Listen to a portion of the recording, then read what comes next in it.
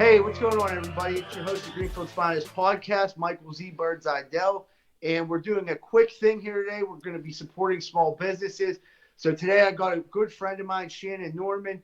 He's a small business owner right here in Pittsburgh. He's going to come on. We're going to cut up a little bit, talk about how this pandemic's affecting his small business and how we can help get small businesses through this. Shannon, welcome to the show, buddy. Hey, Mike. Thanks for having me, man. It's good to see you. Yeah, you too. A little backstory: Shannon's a comedian. He likes to tell jokes sometimes. That's how we met. Yeah, well, I mean, I used to. Yeah. How long did you do comedy for? Oh man, last month I had my 10-year anniversary.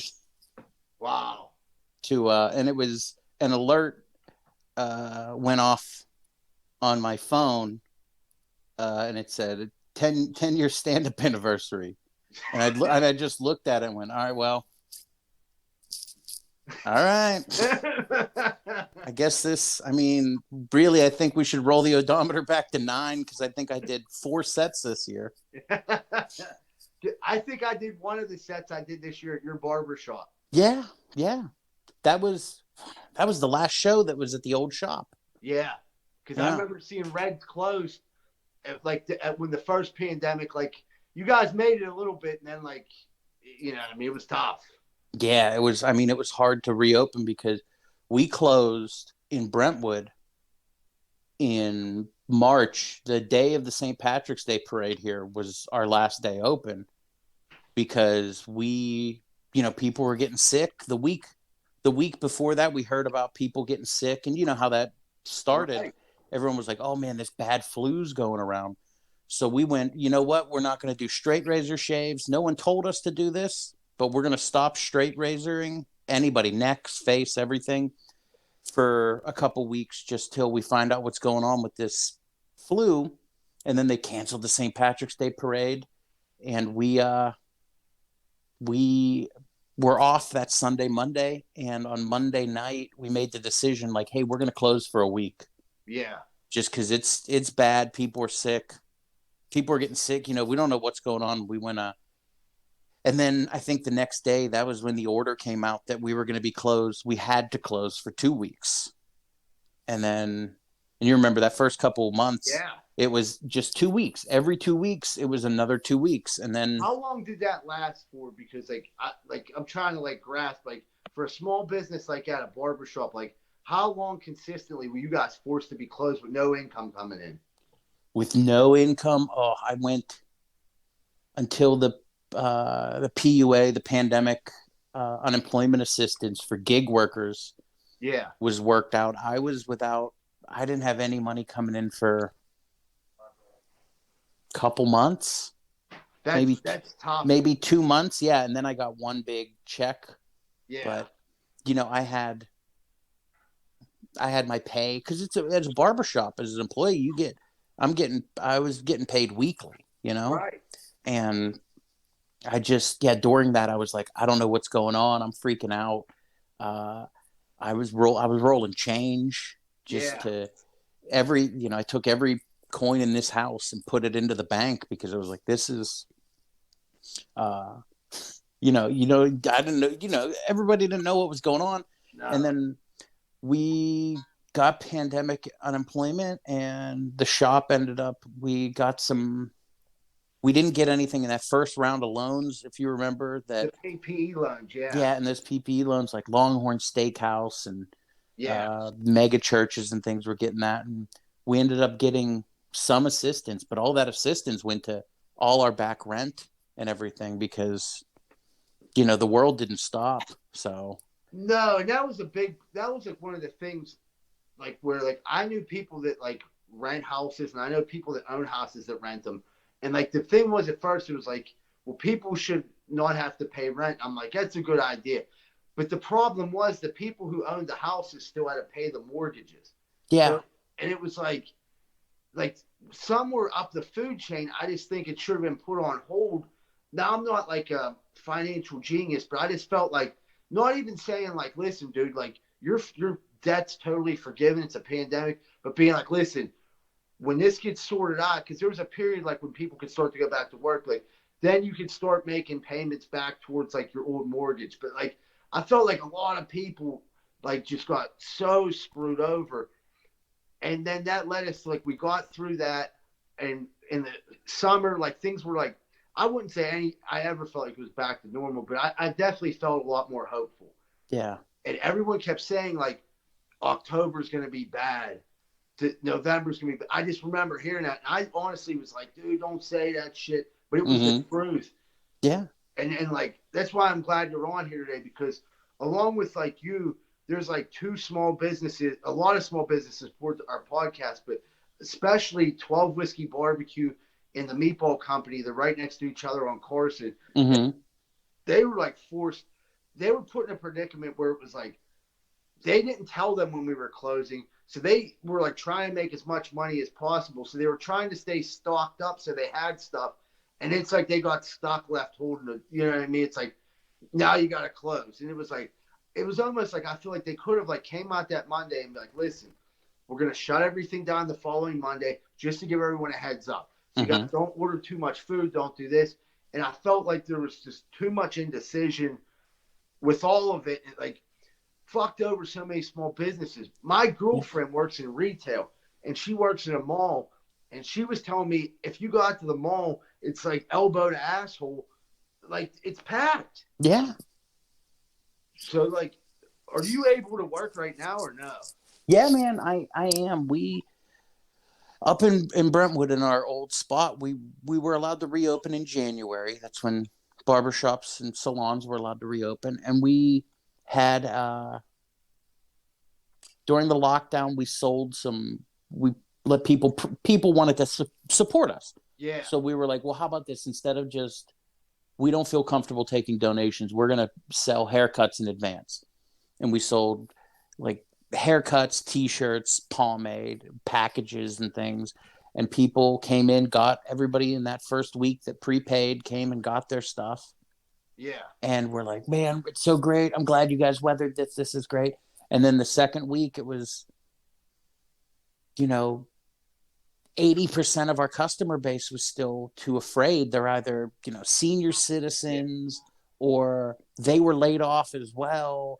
And it just got, the money dried up and it had to, we went out of business. Reds went out of business. But Dan, Dino, and myself and Red, after a while, we were like, well, we'll figure out what to do. We pulled together some money and bought in and opened a new barber shop in Highland Park, and That's that's where, awesome. yeah, we're at now. It's called Bryant Street Barber Shop. It's What's next the to address there, buddy? 5901 Bryant Street. And how do you have a phone number over there? Yeah, it's 412-660-6288, I believe, off the top of my head. I normally have to look at my phone, but since I'm talking to you on the phone, Yeah. but yeah, we reopened, and then when you open a barbershop, you have to be inspected by the state board, and when you file that paperwork, it's normally 2 weeks is normally the turnaround. Yeah. But we heard from some people that had to get inspections. Their inspection because every barber's on the same schedule. All of our um, licenses, they all expire the same day. Oh, really? Yeah, or They're within a not couple days of each other, they're within the not like same. they're not staggered like one guy this month, one guy this month. Like all barbers Yeah, take. no, it's every even year I in did not know that. yeah in April, but they kept pushing everything back. And to open, I had to renew my license and then get my manager's license, and we had to get a shop inspection. So everybody's doing that. So we heard from people getting shop inspections that everything was pushed back, and it was terrible. We used this money. I was terrified because we used this money that we had to get a space, renovate it. It didn't need a ton of work or anything, but it's just Yeah. like get that. We had everything from the shop in a storage space, and so we were paying for that for a few months, and then it's like you get everything in there, and then people in the neighborhood are interested and they want to support, and they're like, well, when are you going to open? I went, well, it's up to the state. And we've heard it's anywhere. It's normally 2 weeks, but it could be up to 8 weeks, is what we were hearing. And it ended up being 6 weeks, which was That's a month and a half. yeah, but it was, and yeah, and the shop needed, I want to say seven straight days of work. Like Yeah, you put in 8, and I had to stretch that across a month and a half to not go crazy. yeah. So I went in, we'd go in for like 3 hours a day to do something. And it was like one day I went in there with just a paint scraper, and any fleck of paint that I saw on the floor, I scraped up. And that's just to have something to, you can only sit around in your bathrobe and watch, Sergeant Bilko or whatever so much, that's, that was one of my quarantine purchases, by the way, is I bought a Sergeant Bilko box set. But yeah, and then I was looking for furniture and things, and then I ended up just out of boredom. I built a reception desk for the place because I was like, I got nothing to do. Yeah. And but yeah, we reopened, and then there's this problem too that I've been hearing about, that outside of Allegheny County, from hearsay, Yeah. that people are using barber shops in other counties to as speakeasies right now. Yeah, I could see that. Yeah, they're going in, like getting a haircut, drink it. And that was a big thing at Reds, is that we had a full bar and a I fridge remember. full of beer, yeah, and all that. And now it's there, but that was one of the new rules, is that you can't give out alcohol. You're not even supposed to have magazines out. Really? Nothing. Yeah, cut down on surfaces that people touch. And I was like, that makes sense. And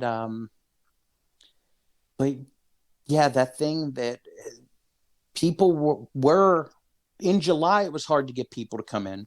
Yeah. Because people still weren't sure of what was going on. Right. And now some people I've encountered don't want to come in because they're worried that all barbershops are acting like that. So there's bad examples out there. Dude, I think it's to me, it's just like, I get the part where like people, that's the hardest thing, is to get people back in the businesses. Yeah.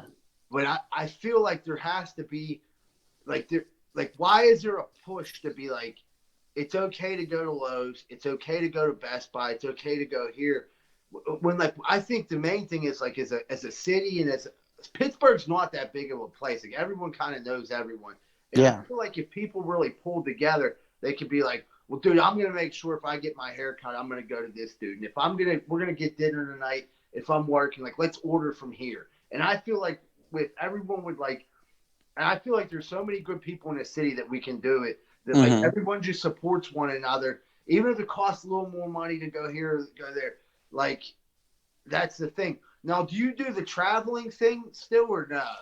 I did it during the pandemic, or not during but between July and getting this new space. Yeah. Because I didn't have a job. I didn't know what to do. Right. But I had there were strict rules that I followed for it. Like, unless they were people, our pods, unless they were people in that pod, right. I wouldn't go into someone's house. Right. A lot of porch cuts, a lot of masks, things like that. But a garage, if you weren't one of like the 6 people I stayed in contact with, garage is the closest I'd come in. So right now, like, your shop's open, right? Mm-hmm. Like, and like, what I'd like you to tell people is like, because I feel like you can explain this better than me, but like, I've been in some businesses recently, and I feel like not only are they clean, but I feel like they're cleaner than I've ever seen them clean before. And like, I definitely feel a lot more safe going into smaller businesses right now than I do going in, even though I do go to a Costco and stuff like that. Oh yeah. I feel like it's a lot safer to go. Like, what precautions are you guys taking? Because I'm sure you guys are doing everything to make. Well, we're following all the normal rules of a barbershop are already pretty high. Everything, a comb is one use. Yeah. between sanitizations. The chairs get sprayed down. We change out our capes Right. for cuts. Changes that are made, like we're allowed to do beards now as per the state board, but we have to wear goggles when we do it because we're getting. Now, dude, as a civilian who doesn't, that's just funny because I think of like iron workers, and I picture you with like a fucking welding mask on, I look, him on someone's beard. man. I used to have, so I grew up wearing glasses. I got glasses in third grade, and Yeah. that was mid 80s. My first pair of glasses were glass. Yeah. And because it was cheaper than the newer plastics that were lighter. They were heavy as fuck. And I didn't get contacts till like my mid 20s. And the whole time, like as a teenager, I had this, I don't even remember where I found them, but they were these welding goggles that I was like, man, if I had contacts, I'd wear these as sunglasses. Yeah. And I kept them for like 7 years, dude. First pair of contacts, and it was sunny. I went, all right, it's time to go out. And I put these welding, I look like fucking Dr. Robotnik. They're the green ones, right? Yeah, the green ones, and they went over the eye like this. Yeah, I looked like I was going to go try to kill Sonic the Hedgehog. I was like, Jesus Christ. But I looked for kinds like that because I was like, well, I think it would be funny. Yeah. And I thought, but so we got to do beards. We have to put goggles on, but everything else is like all straight razors are all disposable blade, so they're one and done.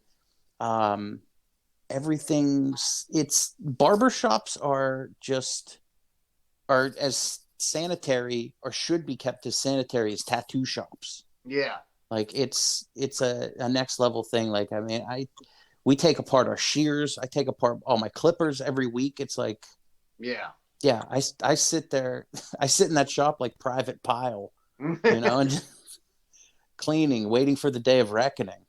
But everything, there's nothing, I don't think there's a reason to be afraid of going to a barbershop or a tattoo parlor or a beauty salon, because they're some of the cleanest places around. And I've worked a lot. I've worked in warehouses. I've worked in restaurants. I've worked in retail, and that stuff's filthy. Yeah. It can be. I'm saying, but I'm also, I guess, it's a special interest of mine now because I am one of the owners of the shop to say that it's the cleanest place in town. But I mean, I'd put it up against anything, and we got the same window or sticker in the window as everyone else that says, if you feel there's something unsanitary here, here's the number of the health department, and they'll come in and inspect. It's like crazy to me because like I know my friend Christy Neff, she owns that 12 Whiskey Barbecue and that meatball company. Mm-hmm. And like I frequent down there and always try to order out from down there. And like legitimately, like out of the places like I've been to, like I'm not just saying because it's hers and it's my friend, they sponsor, but like I feel so much more comfortable going there than I do. I feel so much safer, more comfortable in a little place. That's why I wish that this, to me, like I don't, like the coronavirus is serious. Mm-hmm. I take it serious. I wear a mask and everything, but I'd be lying to everyone right now if I didn't say that this is bullshit that they're making small businesses shut down. Like, because they don't have no answers for small business. They have no solutions. It's almost like for most of these businesses, like, we're going to shut you down. We're going to we're going to freak people the fuck out. You're probably going to really be hurting right now at Christmas time. Unemployment's like crushed, right? I'm a seasonal worker. It's like trying to get your unemployment is just insane. And like, there's like, no one's really, no one's giving a definite answer. And it makes me a little bit upset. Like, I'll see some states, they're not as strict as us. But like, I'm not going to get on here and start saying facts I don't know anything about. Maybe there's less coronavirus there. I don't know. They might be doing something. Maybe that I don't care about that. I just wish that this right now, that would make me happier than to see the small businesses be able to soak up some of this like holiday money. Yeah, man. And that's it. We're gonna get going here, but Shannon, one more time, where are you located at, buddy? Bryant Street Barber Shop, Highland Park, 5901 Bryant Street. It's Bryant Street Barber Shop on Facebook and Instagram. And there's links on both pages to book an appointment. We take appointments. We also do walk-ins. We got 3 barbers on duty. We had 4, but one was in a car accident, and he's recovering from shoulder surgery right now. So there you go. You got 3 people ready to cut hair. Shannon's the man. He's a good friend of mine. Support. Most important thing in all this, everybody, is I think if we look out for one another, everything's going to work out just fine. Pittsburgh's a great place to live, and I'm proud to be from here. Shannon, thank you so much for joining us and sharing your story with us, buddy. And we'll be trying to get some people to that Bryant Street Barber Shop, brother. Thanks, man. And can I say that if you don't come and support us, just support a barber shop. That's all. Okay. I don't care where people get their hair cut. Just go to a small barber shop. Go to somebody local. That's a great suggestion. Yeah. Absolutely. All right, man. You're the man. It was good seeing you. You're the man, Mike. Thanks for having me on, man. Absolutely. I'll talk to you later, all right? All right, man. Peace.